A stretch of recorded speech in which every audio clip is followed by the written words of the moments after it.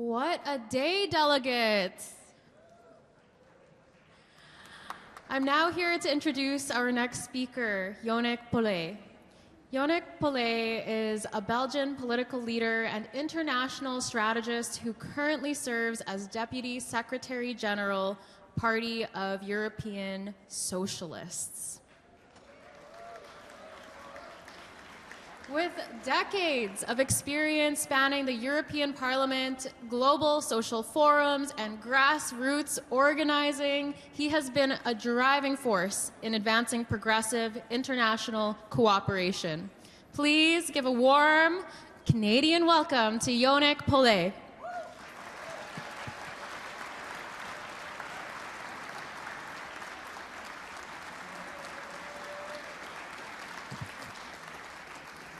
Bonjour, bonjour, chers amis.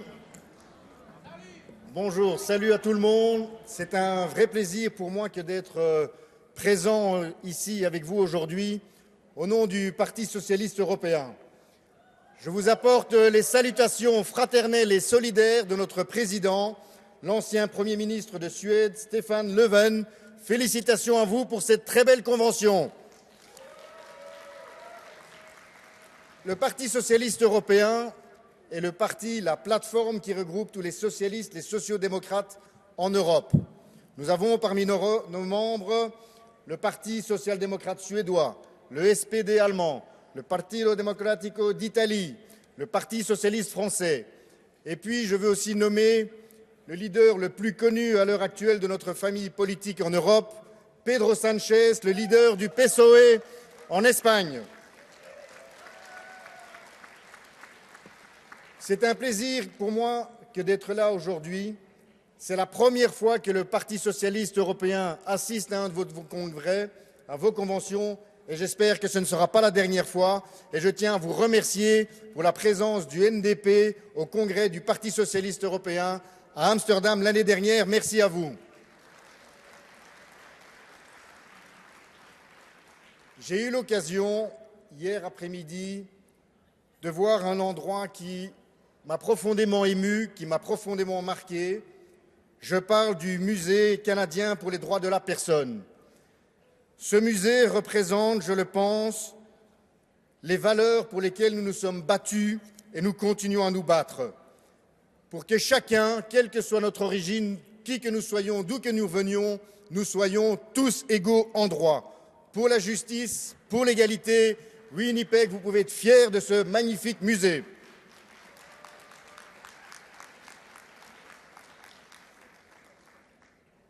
And this is the spirit that brings me here today, because from across continent, progressive must work together.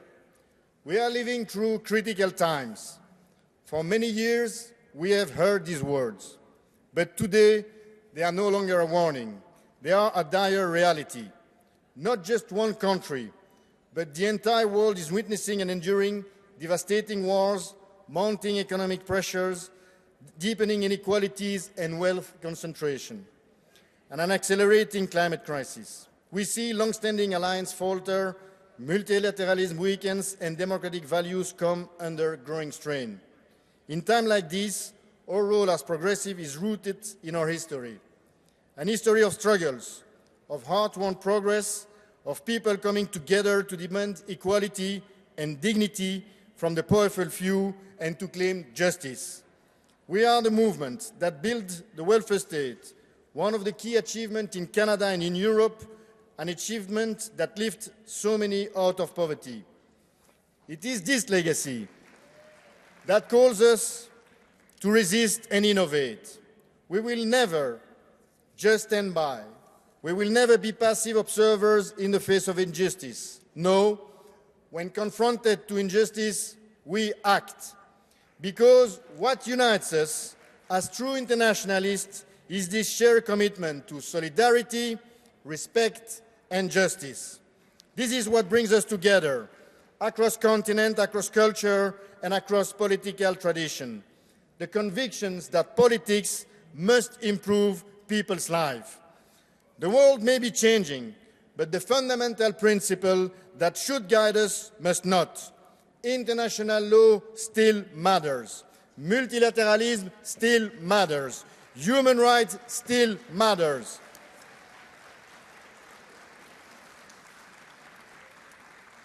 Without this fundamental principle, all that remains is chaos and confrontation, each against all. We must refuse to let a world ruled for peace be replaced by a world of force for dominance. Friends, today we are witnessing illegal wars, violation of international law that shake the foundation of global stability. In Ukraine, and we have to commend the brave Ukrainian people, continue to resist the aggression from Russia and Putin's ruthless and autocratic regime. I was in Kyiv last November to express our solidarity. Supporting Ukraine is about solidarity. It's about principles. It's about defending international law and the basic principle of democracy, fundamental rights, and the rule of law.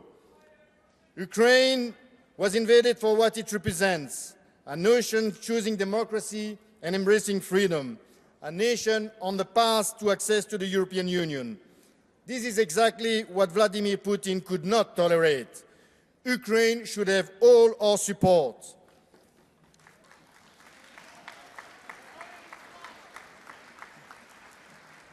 In the Middle East, the population is once again paying the highest price of diplomatic failure and intolerance.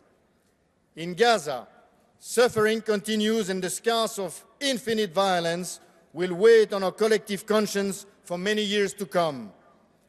In the West Bank, and we should not forget about the West Bank, settlement expansion and rising settlers' brutal violence against civilians are further eroding any prospect for a just and lasting peace. We cannot turn a blind eye on this. International law applies to everyone, no matter the country, no matter the leaders, no exceptions.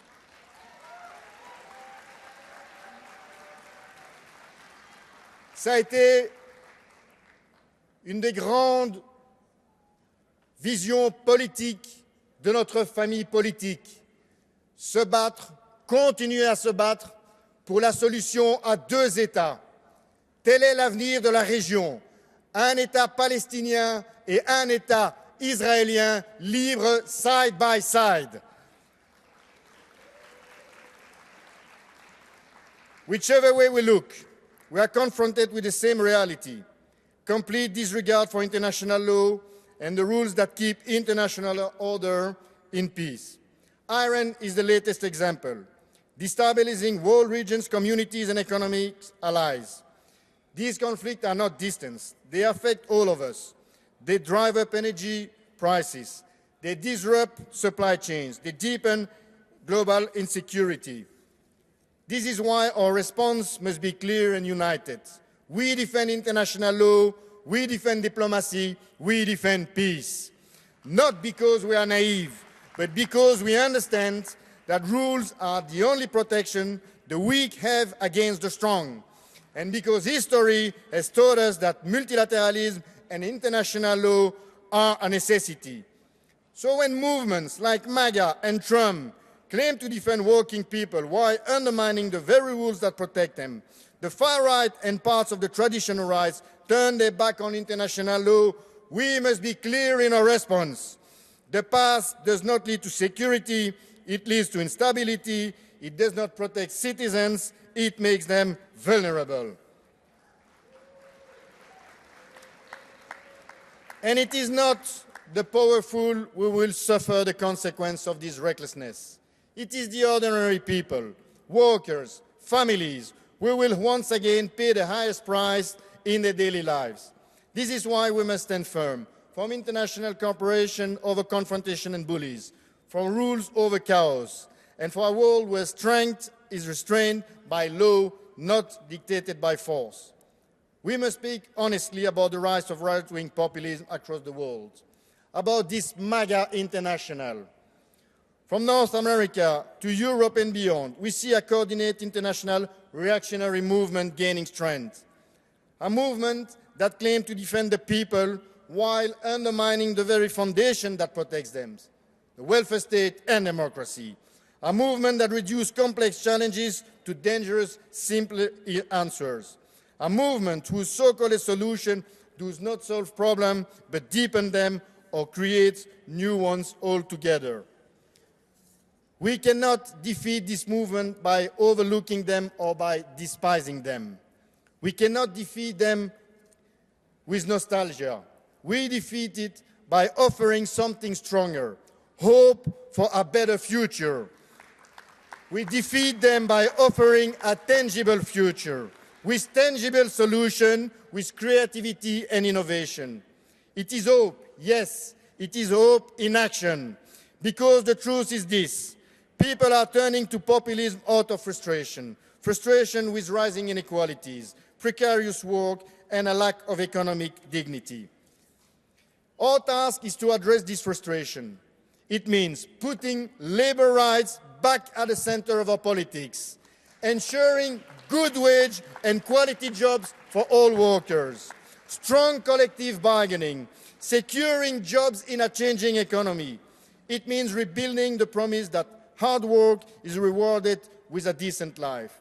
It also means tackling inequality. We live in a world where wealth is increasingly concentrated, while millions are struggling to make ends meet. We are facing an affordability crisis in housing, in health, in food. As progressive, we cannot accept this. A fair economy is not a weakness. It is the foundation of long-term prosperity, because how we achieve equality lies on political choices. Choices that for far too long have favored capital over labor, speculation over production, and the wealthy over everyone else. For us, it is a matter of social justice, a social justice that means ensuring quality jobs, guaranteeing affordable, accessible health care for all. It means building a society where every person, regardless of their background or identity, is equal right. Je voudrais aussi dire une mention par rapport au logement. Il y a une crise du logement en Europe. C'est notre famille politique qui a mis la question du logement au cœur du débat européen. It brings me to a cornerstone of social justice, which is tax justice. Because tax justice is about fairness, and it is about democracy. When the wealthiest individual and the largest corporation contribute less than workers and the middle class, something is fundamentally broken. It erodes trust. It fuels the anger that populists are too ready to exploit. This is why we have to say it loud and clear. We want to have a wealth tax. We want to tax the rich. They must pay their fair share. Friends, attending to our citizens' frustration also means investing in the future, today, in renewable energy, in innovation, in a just transition that creates jobs rather than destroy them. Let us say it clearly. Climate denial is not a neutral position. It is often deliberate political choice that put our economies, our security, and future generations at risk. This is an irresponsible position of Donald Trump and his friend and conservative movement in North America and Europe. This is not about protecting jobs. It's about protecting outdated interests and the profit of the wealthiest. And here again, it is the most vulnerable that in the long term will suffer the most. As far as progressive, it is an existential issue, and therefore we will not go backwards, we will not trade our future for political convenience. Competitiveness and sustainability are not opposite, they go hand in hand. We believe that the economies that lead in clean technologies and decarbonization today will be the ones that lead global economy. And this front, yes, I'm convinced that Canada and Europe can be the front runners and set examples. Friends, in this moment of global uncertainty, cooperation between democracies is more important than ever. The partnership between Canada and Europe is about values. Together, we can show that value-based international cooperation still works, that it's still important. En Europe, nous défendons le concept de l'autonomie stratégique. L'autonomie stratégique européenne veut dire que l'Europe ne sera plus tributaire de certains par rapport à la chaîne d'approvisionnement, que ne seront plus tributaires des menaces et des pressions tarifaires de certains. C'est quelque chose que nous devons achever ensemble, Européens et Canadiens, pour la liberté de nos nations et pour le développement économique de nos pays. Progressives, we must meet this moment united. The reactionary right is already organizing globally. Despite their difference, they share strategies, they amplify each other, they coordinate their attack on democracy. Even more reasons for progressives to stand together, to reclaim our place as the historic, original internationalist movement. This is why we, as the Party of European Socialists, together with Socialist International, together with Progressive Alliance, we will organize the first ever global progressive mobilization in Barcelona in 3 weeks on the 17th and 18th of April. There, progressive from across the world will come together to act against an international reactionary movement.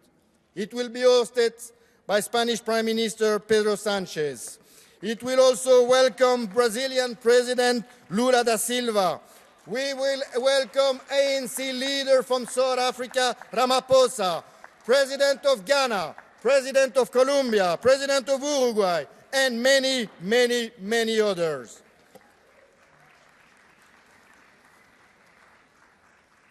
We are mobilizing for the society of tomorrow, for our youth who is facing immense challenges.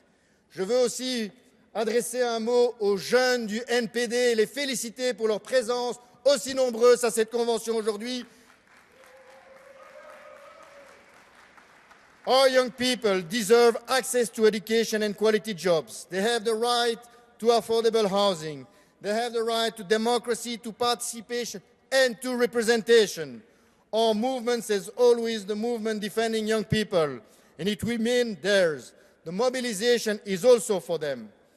It is in this spirit that I invite you, New Democratic Party, to attend the Global Progressive Mobilization in Barcelona, and that I invite you, new leaders, that I congratulate, Avi, Lewis, please come to Barcelona, join us together. We will deliver a strong message to all citizens. There is another way. We are not bowing to Tina. There is no alternative. No. We built a future for hope for everyone, a progressive way to confront the challenges of our time, a way to defend democracy, advance social justice, and build a fairer future. To make this possible, we are bringing political parties, trade unions, and I see that they are very present today. I want to congratulate them. ITUC, the International Trade Union Confederation, will be there. Civil society, foundation, academic, like Gabriel Zuckman, Stiglitz, Mazzucato, they will also be present. This mobilization is not about one country or one continent.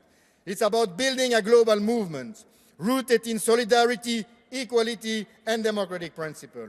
It's about making progressive solutions visible, credible, and strong again. To conclude, dear friends, yes, the world is changing fast. Yes, we are living through a critical moment. But no, it's not a moment of helplessness. It's a moment of choice. And we are the choice. Because the real question is what kind of world we are willing to build.